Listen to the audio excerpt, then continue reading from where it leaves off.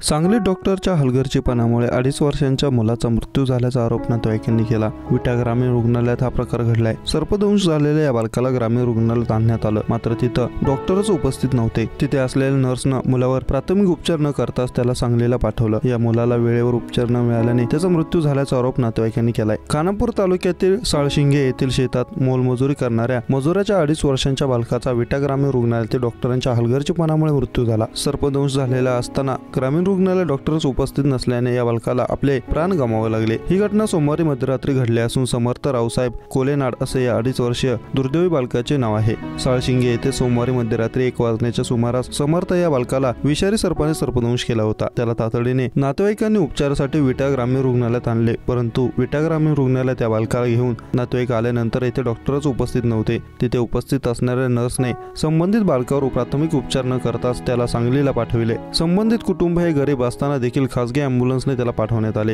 ही अँब्युलन्सही तासगाव जवळ बंद पडल्याने या बालकाचा मृत्यू झाला। या घटनेनंतर सर्वत्र विटा ग्रामीण रुग्णालय व तिथे असणाऱ्या डॉक्टरांविरोधात संताप व्यक्त करत आहेत। दरम्यान डॉक्टर भूषण देश चौगुले हे डॉक्टर या ठिकाणी ड्युटीवर होते, परंतु सर्पदंश झालेल्या संबंधित बालक या ठिकाणी आल्यानंतर ते येथे नसल्याने या बालकाला प्राथमिक उपचार न मिळाल्यानेच या बालकाचा अंत झाल्याचा आरोप नागरिकांनी केला आहे। संबंधित डॉक्टरच्या हलगर्जीपणामुळे या बालकाचा मृत्यू झाल्याने डॉक्टर कारवाई करण्याची मागणी केली आहे।